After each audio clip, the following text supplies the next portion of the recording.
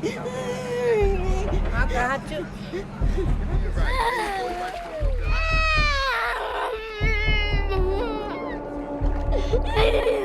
20 years ago, Hurricane Katrina slammed into the U.S. Gulf Coast. Help them, but this woman looks very ill. One of the deadliest storms in American history.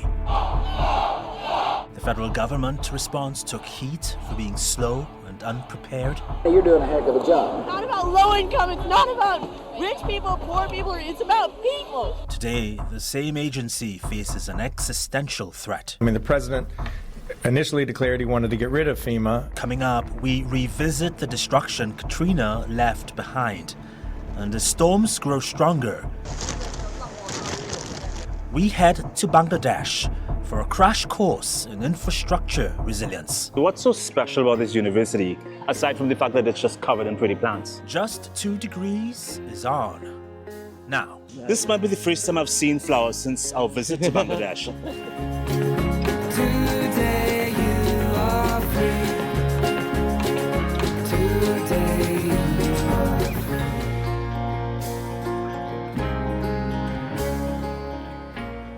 This was Hurricane Erin in late August, churning just off the coast of eastern US. The storm never made landfall, but it did develop from a tropical storm into a Category 5 tempest in just 1 day. The last time a storm that strong hit the US was back in 2024, Hurricane Milton. The seas were pretty rough too. A 59-year-old drowned in New York, and a 17-year-old got swept away in strong currents in New Hampshire. He died as well. Now, the US has been taking a beating lately from one climate disaster to the next. Erin was only the 5th hurricane this season at the time we filmed this. Entire towns in North Carolina and Oregon were forced to evacuate in August when forest fires chewed through hundreds and hundreds of hectares. A month earlier, there were those flash floods in Texas, the deadliest in decades, with more than 100 people having died. And much earlier this year, wildfires tore through Southern California. Drought and brutal winds turned entire neighborhoods to ash. The damage was in the hundreds of billions. The US does have the means to address these emergencies quickly, but of late there's been a lot of controversy around funding and responsibilities. But before we get into all of that, this is FEMA.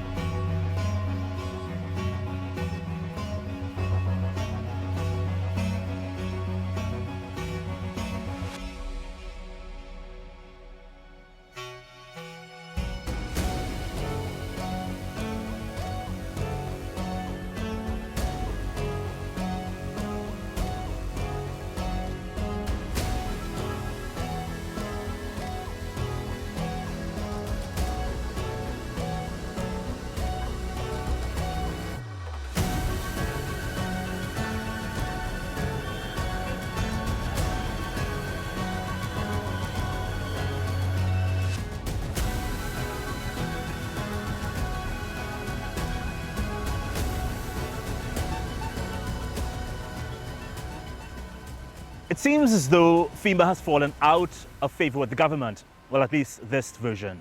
It's gonna be okay.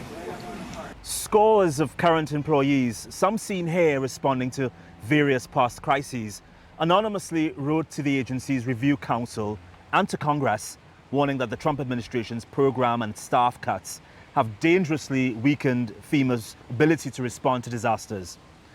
And in an apparent retaliatory move, some staff who've signed the letter were suspended.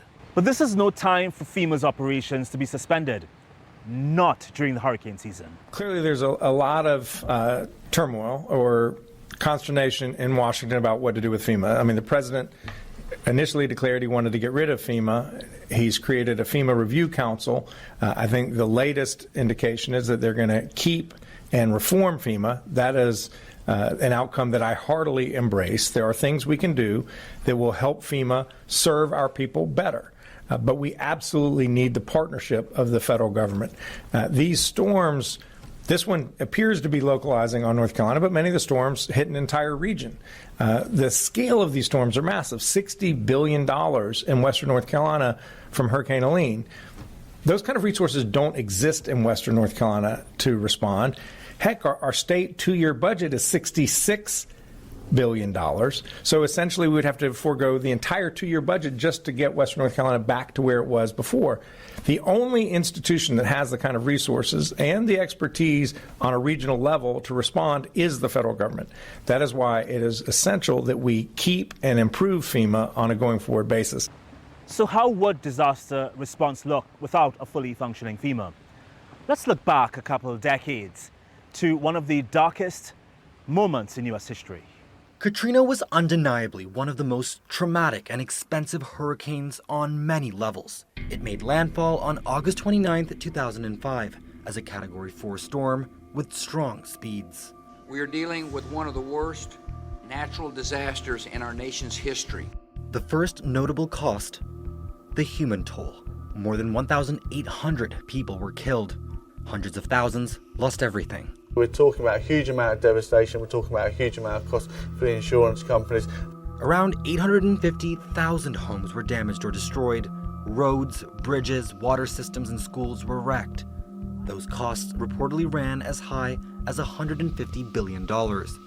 That's not counting the businesses that were interrupted, the energy infrastructure knocked offline, and the total collapse of tourism, all of which added an additional $50 billion in costs.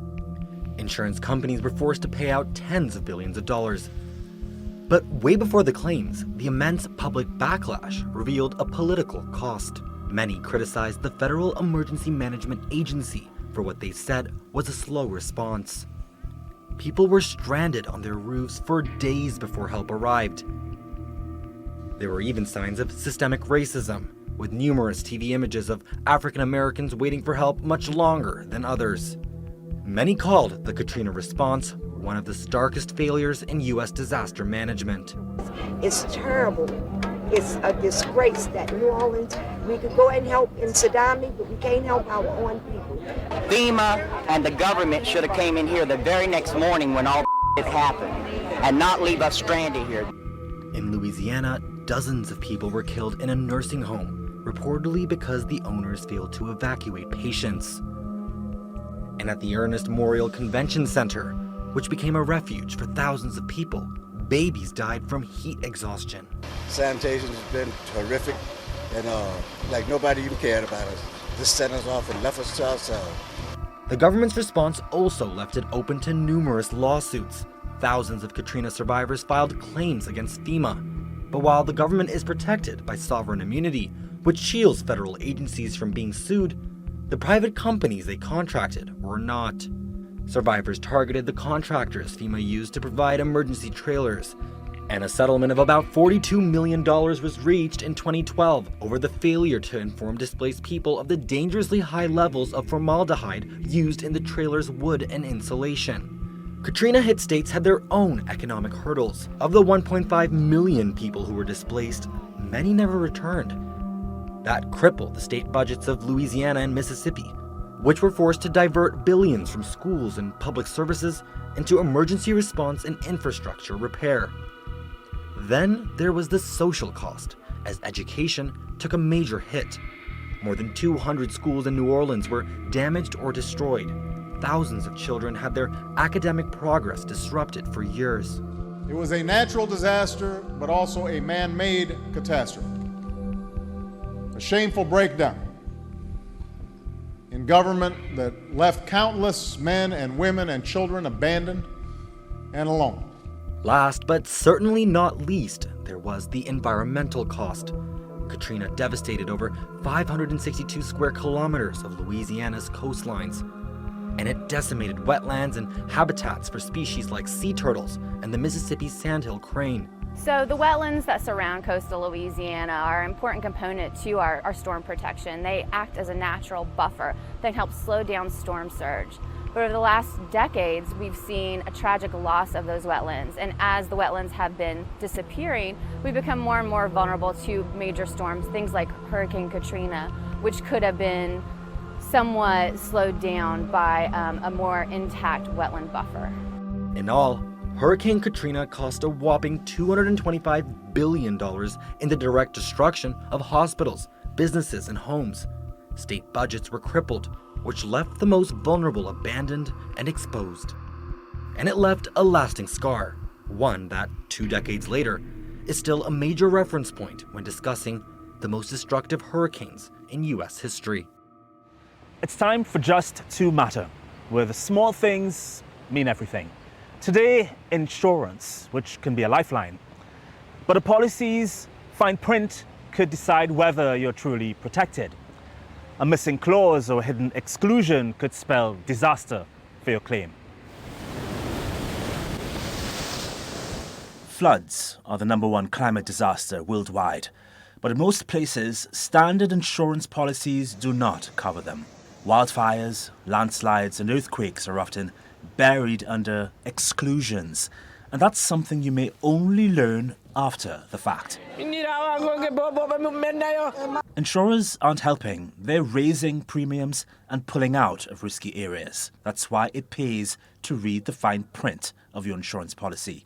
It might sound boring, but a missing clause can sink you. Ask your agent about add-ons like flood riders and extended coverage.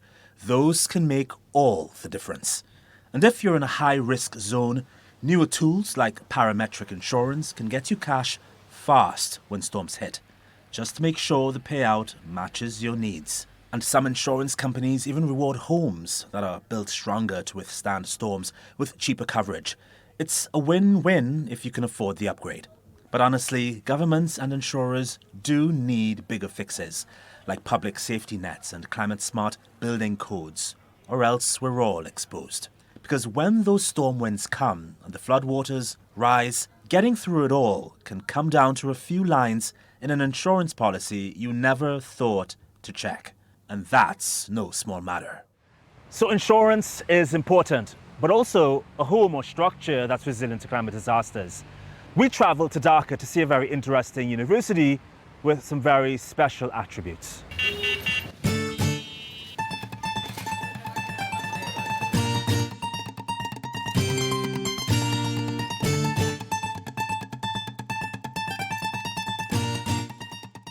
Walking onto this campus, it's very beautiful. There are plants draping the sides of the walls. There are plants and fish everywhere, lotus flowers everywhere as well. What makes this place an environmentally safe and friendly place? First of all, it's not doing for the beauty. It's all our functional things. Because we want to make a sustainable building. That's why all these features, all these things are done functionally. If you can see all these trees, all these water bodies, these are all functional things.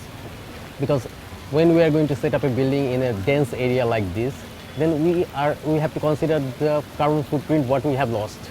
So we have to regenerate the carbon footprint. We have to get back the microclimate what we are going to lose due to this building. So all these trees are functional to get back the carbon footprint, because in initial stage, if we consider the land, the green area what we have, now at this moment we have 120%, 20% more than the actual vegetation. If we consider the trees, these trees are not only for the vegetation or to look beautiful, dripping all around, it's all because to get back the microclimate, because in initial stage there are a lot of birds, butterflies, insects. So we have to get back them as well into this area. So all these things are done because there are a lot of trees, considering what kind of birds are coming back, what kind of butterflies are coming back. So by that we try to consider the microclimate of this land. This is really nice.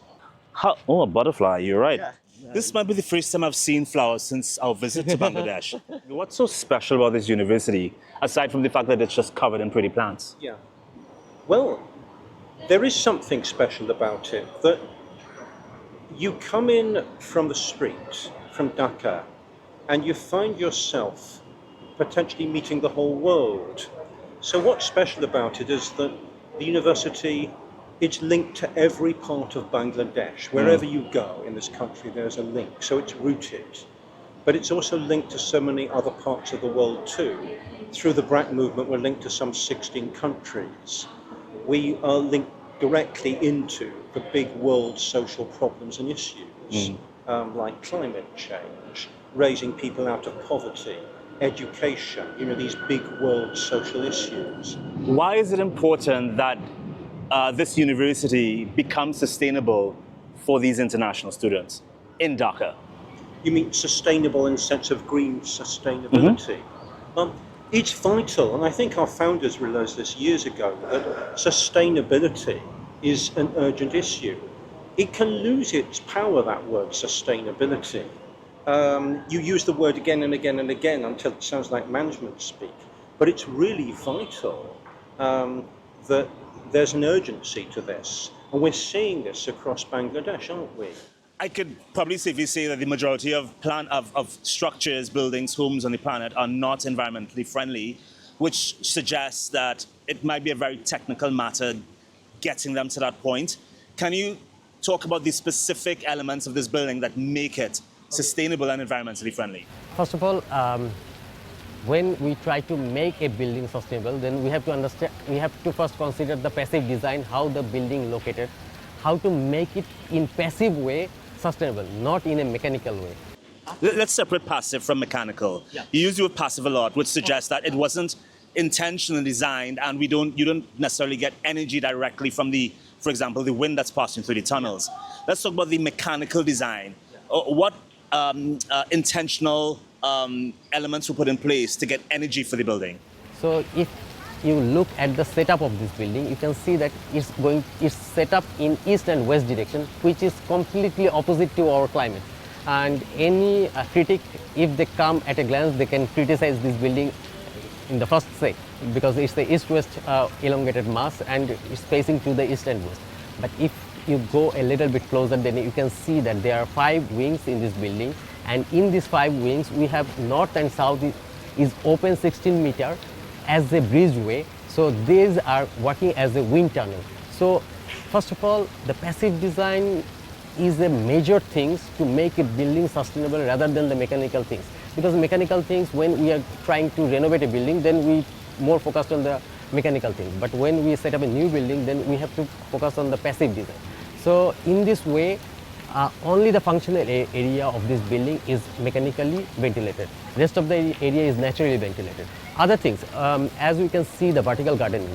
This vertical gardening is another feature, and mechanically, not that material-wise, we have to consider a lot of things, because we have an east and west facade which is directly connected with the sun. So we have to make the sun comfortable into the classroom. So we have this vertical pin and then the vertical garden, so that the sun is cut and go into the room with a soothing temperature. It would be remiss of me to notice that the BRAC building sits in very good view of one of the largest slums in Dhaka, where you guys have implemented some measures to help people there, but I understand that the slum is growing in size. Has BRAC failed this community? No, because I think the urban challenge is, if I look back, the problem while people are migrating to the cities has been a problem which is something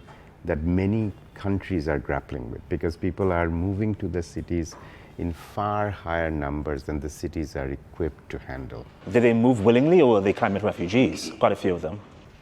Many of them are moving because of climate-related reasons. So we ran a survey in many of these slums in Bangladesh where we work, and then we saw that about 63% of the population are moving from 10 districts, and they are mostly coastal districts and districts that are losing a lot of their ground because of river erosion.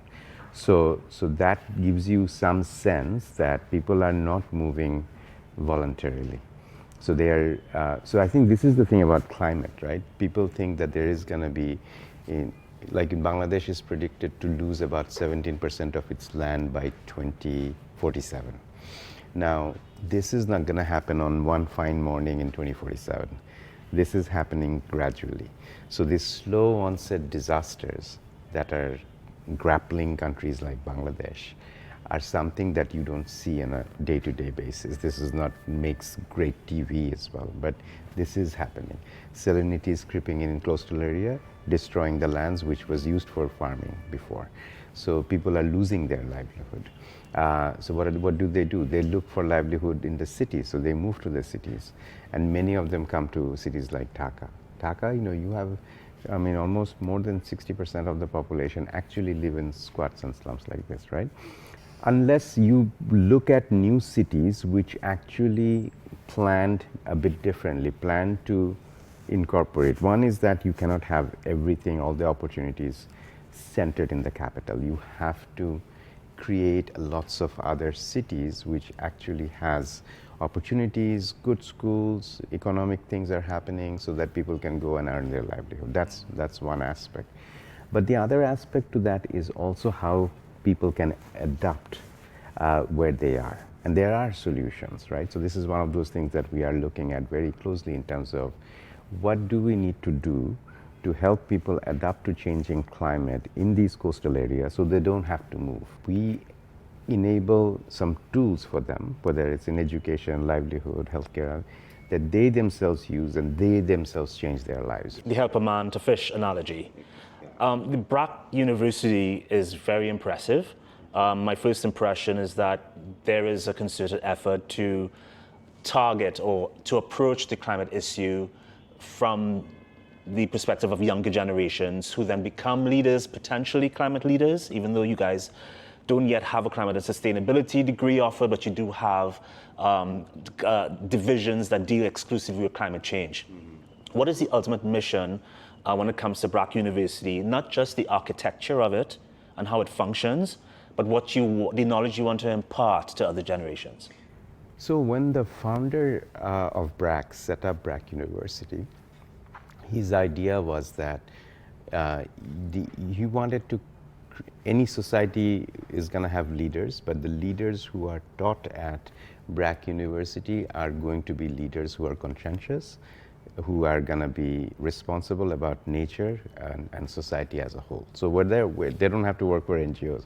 Wherever they're working, whether it's in private sector, public sector, or in NGO social sector, then they basically have that ethos, that they have that understanding of the people's challenges, problems, and they are actually become problem solvers in many ways. So kind of creating that sense of responsibility and the empathy within that leadership was very, very important. So having a very strong liberal arts background, so we help them critically think and analyze what's going on in the society. So that's kind of embedded in the sort of the curriculum in the university. There's a long way to go to create a top-notch global university. I mean, the aspiration is to internationalize in a way that this becomes a center of excellence for Global South in many ways, because way we look at problems in Global South is very different from the way Global North looks at it. We look at, like I was saying, that we are immersed with problems. We don't have tons of resources.